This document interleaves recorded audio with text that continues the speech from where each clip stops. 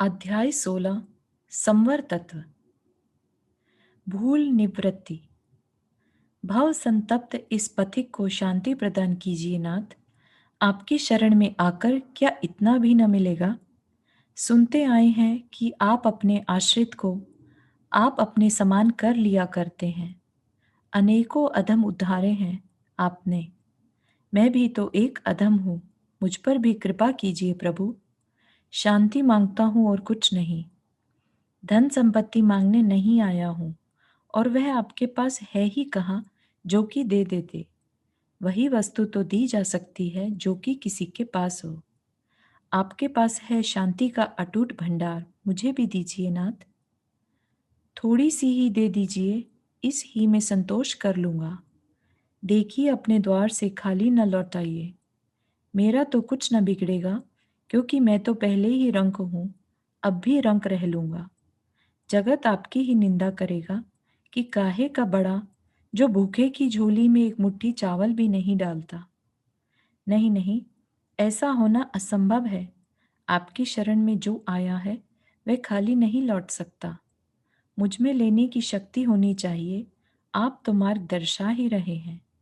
संवर का मार्ग अर्थात सम्यक प्रकार वर्ण करने का मार्ग, सम्यक प्रकार ढक देने का अर्थात दबा देने का मार्ग। किनको? आश्रव अधिकार में बताए गए प्रतिक्षण होने वाले नवीन नवीन अपराधों को, जो साक्षात व्याकुलता रूप हैं, अंतर्दाहक हैं, उनके दब जाने का नाम ही शांति है। अतः यह संवर का मार्ग ही शांति का मार्ग है। लो सुनो। सुनने मात्र से काम न चलेगा, जीवन में उतारने से काम चलेगा। आज तक जीव अजीव आदि तत्वों की रटंत की है, शांति मिले तो कैसे मिले। अब वैसी बात न समझना। कुछ सूत्र याद करने से कोई लाभ नहीं, उनके रहस्य को जीवन में उतारने से लाभ है। ले तो उसी रहस्य को सूत्रों में नहीं, बड़ी सरल भाषा में बड़ा सहल करके धीरे धीरे समझाता हूँ। ध्यान से सुन, विचार कर, और आज से अपने दैनिक जीवन में उसके अनुसार कुछ परिवर्तन लाने का प्रयत्न कर। वे बातें कुछ ऐसी नहीं होंगी जो तू कर न सके या उनके करने में तुझे कठिनाई पड़े। गुरुदेव बड़े उपकारी हैं।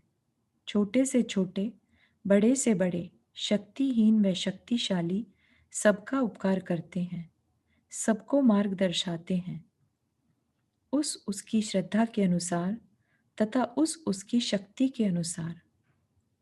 पक्षपात व सांप्रदायिकता की बात नहीं है, सर्वहित की बात है। कोई भी क्यों ना हो, पशु हो या देव, ब्राह्मण हो या शूद्र, जो करे सो पावे।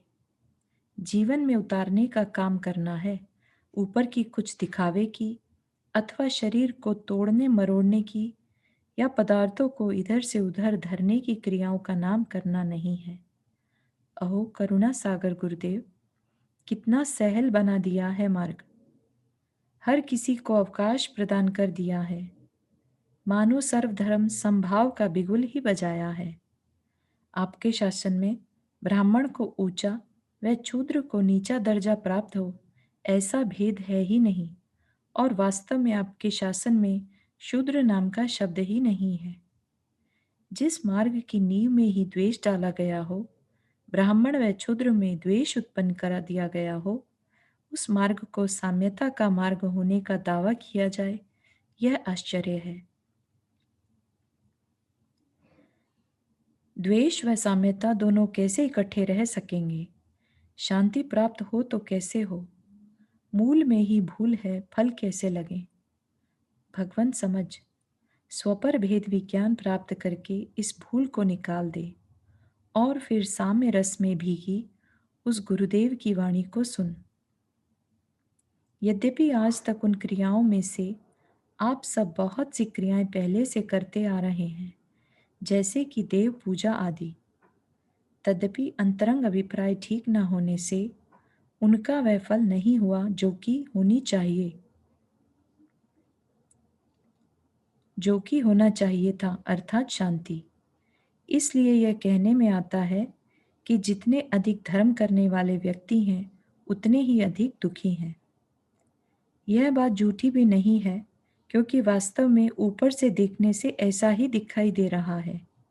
उसका कारण यह है कि या तो वे क्रियाएं मिथ्या अभिप्राय पूर्वक की जा रही हैं, अर्थात आश्रव प्रकरण में बताए गए दूसरे अभिप्राय पूर्वक की जा रही हैं, या केवल कुल परंपरा से बिना समझे ही की जा रही हैं।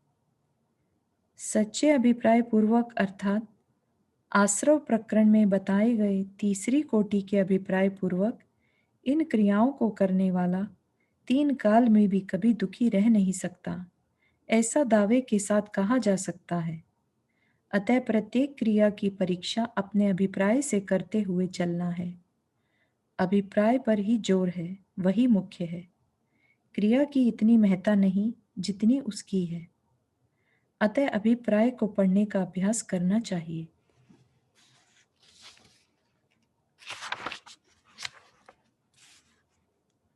स्थल स्थल पर दृष्टांत आदि के द्वारा अभिप्राय पढ़ने का उपाय भी बताया जाता रहेगा।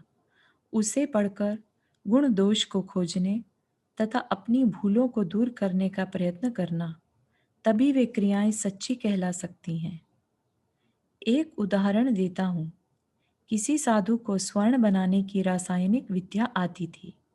एक गृहस्थ को पता चल गया। विद्या लेने की धुन को लिए वह उस साधु की सेवा करने लगा। 2 वर्ष बीत गए। बहुत सेवा की। साधु ने प्रसन्न होकर उसे विद्या दे दी, अर्थात वह कॉपी जिसमें वह उपाय लिखा था उसे दे दी। प्रसन्नचित्त गृहस्थ घर लौटा, भट्टी बनाई, सारा सामान जुटाया और जिस प्रकार कॉपी में लिखा था करने लगा। बड़ी सावधानी बरती कि कहीं गलती न हो जाए। प्रत्येक क्रिया को पढ़ पढ़ कर किया, पर स्वर्ण न बना। फलतः श्रद्धा जाती रही। सोचने लगा, 2 वर्ष व्यर्थ ही खो दिए। साधु ने यूं ही झूठ मूठ अपनी ख्याति फैलाने के लिए ढोंग रच रखा था। सोना आदि बनाना उसे आता ही न था। कॉपी में भी यूं ही काल्पनिक बातें मेरे मन बहलाने को लिख दी। क्रोध में भर गया वह क्रोध उतारे किस पर? साधु न सही उसकी कॉपी तो है। चौराहे पर बैठकर लगा कॉपी को जूतों से पीटने। सहसा वही साधु उस मार्ग से आ निकला। गृहस्थ की मूर्खता को देखकर वह सब कुछ समझ गया। बोला, क्यों इतना क्रोध करता है? भूल स्वयं करे और क्रोध उतारे कॉपी पर। इस बेचारी ने क्या लिया है तेरा? चल मेरे साथ, मैं दिखाता हूं कि कैसे नहीं बनता सोना। भट्टी के पास दोनों आए। सामान जुटाया, प्रक्रिया चालू हुई। सब ठीक, परंतु नींबू डालने का अवसर आया तो लगा चाकू लेकर नींबू काटने। साधु बीच में ही बोला, क्या करता है? नींबू काटता हूं। कहाँ लिखा है इसमें नींबू काटना? काटना नहीं सही, नींबू का रस तो लिखा है। बिना काटे रस कैसे निकल सकता है? साधु ने गृहस्थ से नींबू छीन लिया और दोनों हथेलियों के बीच साबुत नींबू रखकर जोर से दबा दिया। रस निचुड़ गया। बोला कि ऐसे निकलता है रस। यह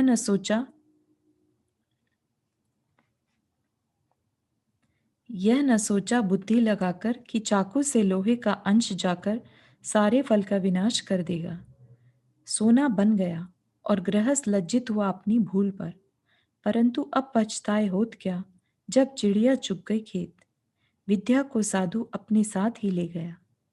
तात्पर्य केवल इतना दर्शाना है कि सर्व क्रिया ठीक होते हुए भी कोई ऐसी भूल जो दृष्टि में आती नहीं, सर्व फल का विनाश कर दे डालती है।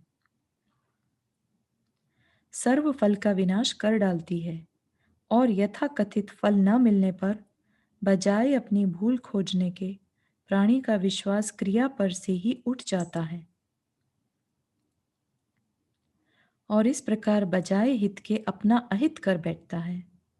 अतः पहले से ही अभिप्राय की सूक्ष्मता को पढ़ने के लिए कहा जा रहा है, ताकि सूक्ष्म से सूक्ष्म भूल का भी सुधार किया जा सके और क्रिया से वही फल प्राप्त किया जा सके जो कि उससे होना चाहिए। संस्कार निवृत्ति। संवर कहते हैं प्रत्येक क्षण होने वाले नए नए अपराध को रोक देना। अर्थात जिस प्रकार भी लौकिक भोग आदि संबंधी अथवा ख्याति प्रतिष्ठा आदि संबंधी बहिर्मुखी वृत्ति रोकी जा सके, उसे रोकना कर्तव्य है। वास्तव में पदार्थों को जानना अपराध नहीं है। जानने मात्र से राग द्वेष उत्पन्न नहीं हो सकता। राग द्वेष होता है इष्ट अनिष्ट बुद्धि से। देखिए, आप अपने बरामदे में खड़े सड़क की ओर देख रहे हैं। अनेक पशु पक्षी व व्यक्ति सड़क पर से गुजरते आपने देखे। कुछ परिचित थे और कुछ अपरिचित भी। कुछ देर पश्चात उसी सड़क पर देखा अपने पुत्र को आते हुए।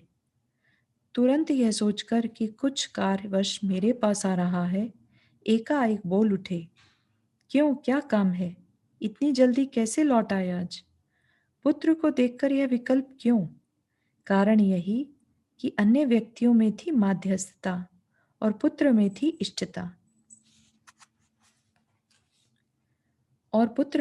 इष्टता। इसी प्रकार आप इन्हीं आंखों से देखते हो अस्पताल में पड़े बुरी तरह कराहते हुए अनेक रोगियों को, और इन्हीं नेत्रों से देखते हो अपने रोगी पुत्र को। परंतु जिस व्याकुलता तथा वेदना का भाव पुत्र को देखकर आप में जागृत होता है, वह अन्य रोगियों को देखकर क्यों नहीं होता? कारण यही कि पुत्र में है इष्टता और अन्य में है माध्यस्थता। और यदि कथाचित अन्य को देखकर थोड़ी मात्रा में व्याकुलता हो भी गई, तो उसका कारण है कुछ करुणा, जिसका आधार है राग या इष्टता। यदि पूर्ण माध्यस्थता होती तो उसे देखकर बिल्कुल व्याकुलता न होती। उपरोक्त सिद्धांत के अनुसार हमें यह देखना है कि ऐसी कौन सी क्रियाएं संभव हैं जिनमें इष्टता अनिष्टता को पूर्ण रूप से या आंशिक रूप से अवकाश न हो। अनेकों क्रियाएं होनी संभव हैं। संवर रूप क्रियाएं 3 भागों में विभाजित की गई हैं। एक गृहस्थ के योग्य, दूसरी श्रावक के योग्य और तीसरी साधु के योग्य। तीनों ही प्रकार की क्रियाओं का विशेष विस्तार आगे साधना खंड में किया जाने वाला है।